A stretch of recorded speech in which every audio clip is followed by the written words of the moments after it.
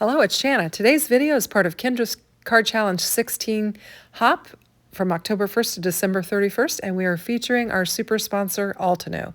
And today I'm working with this artist gouache from Altenew, and it has a beautiful palette. It's called Strolling Through New York, and it has this beautiful color palette here with all of these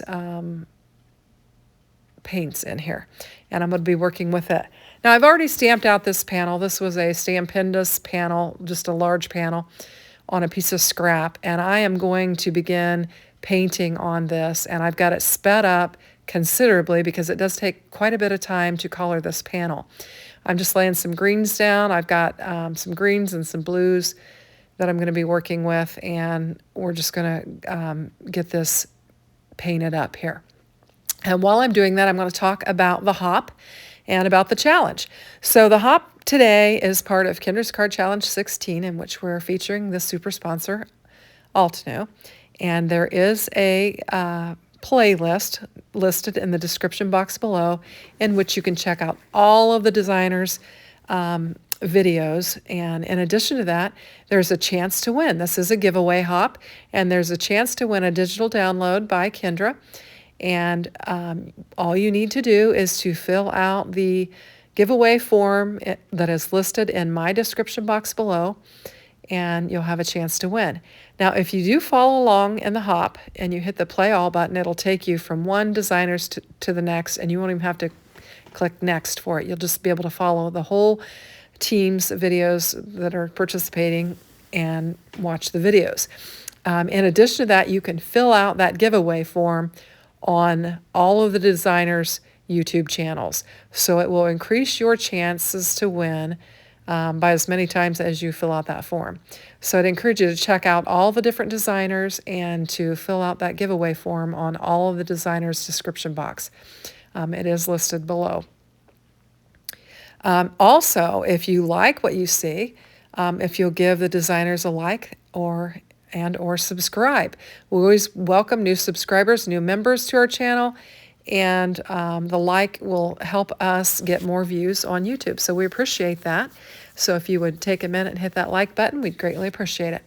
So I'm just going to continue painting this, and we'll talk about the actual challenge. So Kendra's Card Challenge is a quarterly challenge in which Kendra provides you with cutting directions and 15 sketches in which you can cut 6 pieces of 6x6 pattern paper and create 15 unique cards.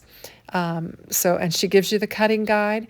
All you have to do is be a member of her Patreon, and it's a free membership that allows you access to the challenge.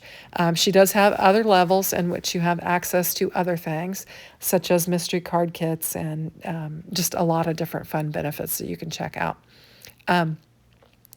But to participate in the challenge, if you haven't done so before, all you have to do is complete all 15 cards using the sketches and take a single picture of all 15 cards and submit it to the appropriate folder on Kendra's Card Challenge Facebook page. And we've already ran through, we're on to November, so we've already completed our October set.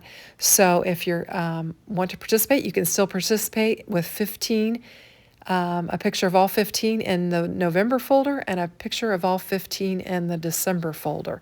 And then you'll have chances to win additional prizes through that. And we have over $1,000 worth of prizes from our sponsors.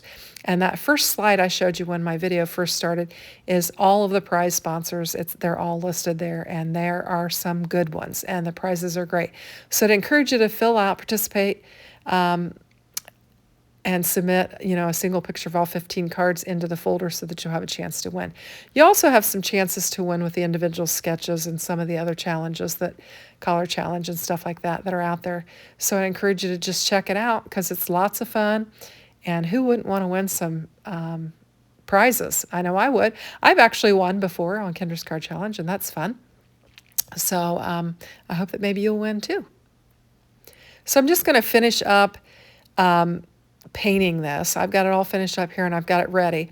And I'm just going to take some of my various nested dies from different sets that I have, and I'm going to position them on here because this is a great big set. And with Kendra sketches, we normally need some smaller scenes or some smaller images to put on there. So I'm just going to take these dies and arrange them on here in a way that I can get some nice die cut pieces that will work nice with the sketches.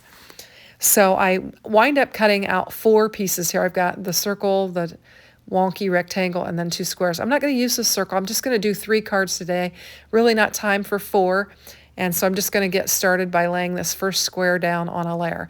And I've made this slightly bigger than what the sketch calls for. This is sketch 2, and you just need to have, it calls for just 1 color of pattern paper. And I'm actually going to use my pattern paper on the base, and then I'm going to use a solid where the sketch calls for the pattern paper. I've cut mine individually, which you can do. You can cut them according to the cutting guides and have all 15 pieces for all 15 cards ready to go, or you can do them individually, and that's how I'm doing these today. I'm actually cutting them individually with materials that I want to use. And so I've chosen this dark purple to kind of go with that flower that I painted there, and I've got the light purple Mente paper that I'm laying down in the base of my card. And we'll just get this laid down on there. And I'm going to take the corners of this scrap here and put it on the corners of my square so that I'll get it to lay flat, since we're going to lay over a layer of paper there on 2 sides. And then we'll just get it glued down on there, making sure I've got it in the right direction. And you can see this square is a little bit bigger than the sketch. The sketch actually shows you more of the purple paper above and below it, but because I went with a larger square, you see a little bit less of it. And then I'm just going to bring in a sentiment that I had in my stash. It is "Happiness is to hold flowers in both hands," is what it says. And it is a Better Press sentiment that I pressed, and it came from Spellbinders. It's in a Better Press floral. It's a garden set, I think. Anyway, so I'm going to get that laid down on there. And then we'll just bring in some purple embellishments, and we'll add them to this card. And then that will pretty much finish up sketch 2 of KCC 16. And I'm going to hop all over the place with my sketches. I just let my focal points dictate what sketches I did. So I did 2 on the first one. I'm going to do 9 on the second one because this is kind of a bigger focal point. And then we'll bring in, there's the sketch there. And I'm going to put a dark indigo. This is essential cardstock from Spellbinders. It's called Indigo. And I have embossed it with an embossing folder. This is Simon Hurley's new embossing folder. I can't remember if it's called Fern. I'm not sure. But it is his newest embossing folder that just came out. And then we're going to lay our focal image on there. And I'm going to put some tape runner on here so I can lay my banners down, and then we'll get it glued down on there. Now these 2 banners, I used Kendra's Pink and Main dies for this, and just used the smallest banner and then another one, and just laid them side by side on there. I don't like to cut banners, so I like that her dies have options for banners. I can never get that fishtail exactly right. And then I'm just going to bring in another one of these Better Press floral sentiments. It says "Happy Blooming Birthday," and we'll get it laid down on here.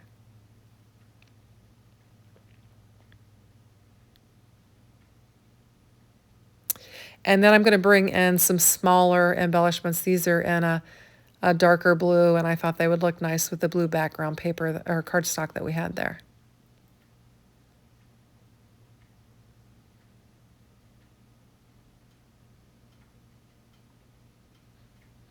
And that'll finish off our second card, which was sketch 9. And so we're going to use this wonky stitched rectangle die. It came from Cat Scrappiness, as did those other 2 dies. We're going to do sketch 14, and I think this is the right size for that sketch, this focal point image here. And I've got this blue piece of pattern paper, and I decided that I want to emboss it. So I'm bringing in another new regular embossing folder from Spellbinders, and I'm going to get it laid down on there. And it will add a nice interest to our card.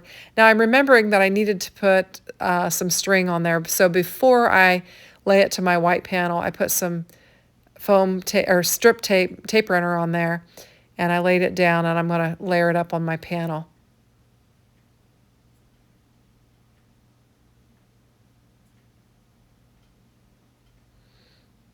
And then I'm going to eyeball where my focal point goes. I want to make sure I get I had to add some glue to the bottom of that, and I want to make sure I get my bow over far enough for where I want for my focal point to have room. So I'm going to just move it over and just kind of eyeball it. And then we're just going to tie a knot in this, and it's easier said than done when you only have two hands to work with, but I'll get it. And then we're going to put a bow in it.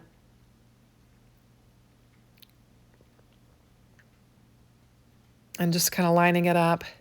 And I'm going to bring in some strips of paper because my focal point's going to lay over that twine. I want it to lay flat, so I'm just going to add these strips of scrap paper here. And then we'll put the twine in between the gap there and the scrap paper. I'm just trying to get it lined up evenly. We'll glue it up and get it laid down.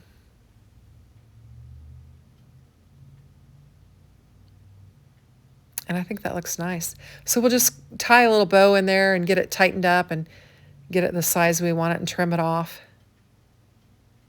And then we'll lay this panel on our card base. And I'm just going to use the white card base itself. I like the clean look with it. And we'll get it glued down.